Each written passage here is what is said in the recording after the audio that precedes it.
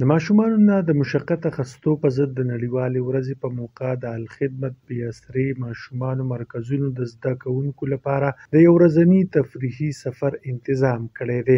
د نوښار واټر پارک کې د بې اسرې ماشومانو لپاره د دغه یو ورځني تفریحي سفر په مهال د ماشومانو ترمنځ د رسه کشۍ، لامبو وهلو، اتلیټ ریس او نورو مقابلو بندوبست وشو، چې پکې د پېښور مختلفو علاقو کې د الخدمت فاونډیشن لاندې قایم الخدمت سټریټ چلډرن سینټر زده کوونکو او استادانو ګډون وکړو.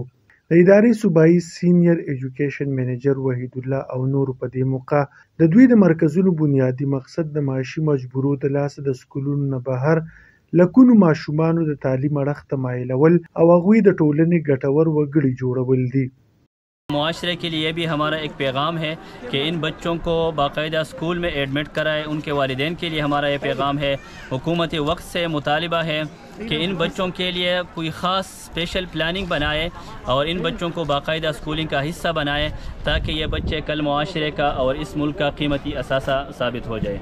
وحید الله ویل هغوی به ډیر زر د صوبې نورو ضلعو کې هم دغه شان مرکزونه جوړ کړي چې دغه شان د تعلیم د اصول نه محرومه ماشومانو ته تعلیمي اسانۍ په لاس ورشي.